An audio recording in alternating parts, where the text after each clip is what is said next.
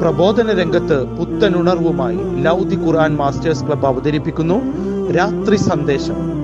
എന്നും രാത്രി 9 മണിക്ക് യൂട്യൂബിലൂടെ പ്രസംഗ പരിശീലന കളരിയിലെ പഠിതാക്കൾ നിങ്ങൾക്കായി ഒരുക്കുന്നു. കേൾക്കുക, പ്രബുദ്ധരാവുക, മറ്റുള്ളവരിലേക്ക് എത്തിക്കുക. ബിസ്മില്ലാഹിർ റഹ്മാനിർ റഹീം. അൽഹംദുലില്ലാഹി റബ്ബിൽ ആലമീൻ വസ്സലാത്തു വസ്സലാമു അലാ റസൂലിഹിൽ അമീൻ വഅലാ ആലിഹി വസഹ്ബിഹി അജ്മഈൻ. അമ്മാ ബഅദ്. തഖ്വല്ലാഹ ഇബാദല്ലാഹ്. എൻ്റെ ശബ്ദം ശ്രവിക്കുന്ന മാന്യ ശ്രോതാക്കളെ, അസ്സലാമു അലൈക്കും വറഹ്മത്തുള്ളാഹി വബറകാതുഹു.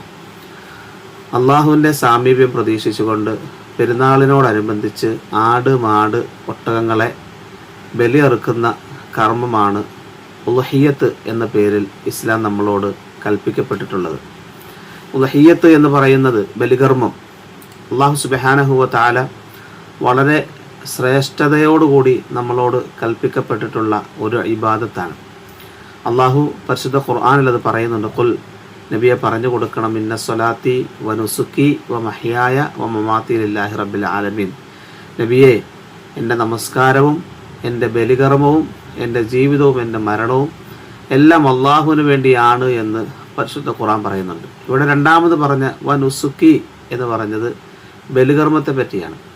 അതുപോലെ തന്നെ നമുക്കൊക്കെ സുപരിചിതമായ ഇന്ന അഅ്തൈനാകൽ കൗസർ ഫസ്വല്ലി ലിറബ്ബിക വൻഹർ, പരിശുദ്ധ ഖുർആനിലെ ഏറ്റവും ചെറിയ അധ്യായം സൂറത്തുൽ കൗസറിലൂടെ അള്ളാഹു പറയുന്നുണ്ട്, നിനക്ക് നാം ധാരാളം അനുഗ്രഹങ്ങൾ നൽകിയില്ലേ, അതുകൊണ്ട് തന്നെ ഫസ്വല്ലി ലിറബ്ബിക വൻഹർ, നീ നിന്റെ റബ്ബിന് വേണ്ടി നമസ്കരിക്കുകയും ബലികർമ്മം നിർവഹിക്കുകയും ചെയ്യണമെന്ന് അള്ളാഹു സുബ്ഹാനഹു വ തആല പറയുന്നുണ്ട്. അപ്പോൾ ഈ രണ്ട് ആയത്തുകളിലൂടെ അള്ളാഹുവിൻ്റെ കൽപ്പന വരുമ്പോൾ വളരെ ശ്രേഷ്ഠതയുള്ള ഒരു ഇബാദത്താണ് ഇത് എന്ന് നമ്മൾ മനസ്സിലാക്കേണ്ടതായിട്ടുണ്ട്. ഈ ബലികർമ്മം നടത്തുവാൻ നമ്മളെല്ലാവരും പ്രത്യേകമായിട്ട് ശ്രദ്ധിക്കേണ്ടതായിട്ടുണ്ട്.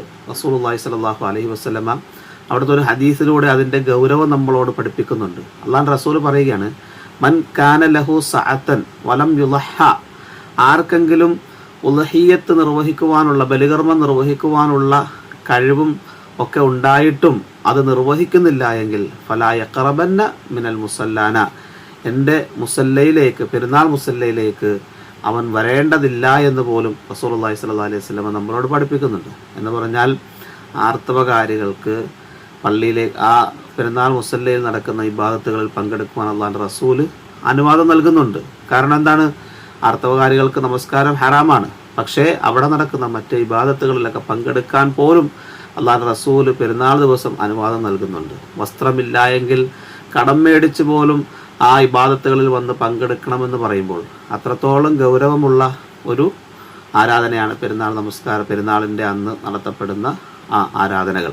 അപ്പം അതിന് പോലും വരേണ്ടതില്ല. ആര്? മൻകാന ലഹു സഅതൻ വലം യുളഹ, അല്ലേ? കഴിവുണ്ടായിട്ടും ഉളഹിയ്യത്ത് നിർവഹിക്കാത്തവൻ പെരുന്നാൾ മുസല്ലയിലേക്ക് വരണ്ട എന്ന് പറയുമ്പോൾ അത്രത്തോളം ഗൗരവത്തോടു കൂടി റസൂലുള്ളാഹി സ്വല്ലല്ലാഹു അലൈഹി വസല്ലം പഠിപ്പിച്ച ഒരു ഇബാദത്താണ് ഉളഹിയ്യത്ത് എന്ന് നമ്മൾ മനസ്സിലാക്കണം. അതുകൊണ്ട് ഉളഹിയ്യത്തിൻ്റെ വിഷയത്തിൽ എല്ലാവരും സ്വന്തമായിട്ട് നിർവഹിക്കുകയോ, ആടിന് സ്വന്തമായിട്ട് നമ്മൾ ചെയ്യണം. അതുപോലെ മറ്റ് മാടുകൾക്കെല്ലാം 7 ഷെയർ വരെ നമ്മൾക്ക് നൽകാവുന്നതാണ്. എന്നിരുന്നാലും ആ കർമ്മത്തിൽ, ആ പുണ്യകർമ്മത്തിൽ നമ്മളെല്ലാവരും പങ്കെടുക്കുക. അള്ളാഹു അനുഗ്രഹിക്കുമാറാകട്ടെ. ആഖിറു ദഅവാന അനിൽ ഹംദുലില്ലാഹി റബ്ബിൽ ആലമീൻ. അസ്സലാമു അലൈക്കും വറഹ്മത്തുള്ളാഹി വബറകാതുഹു.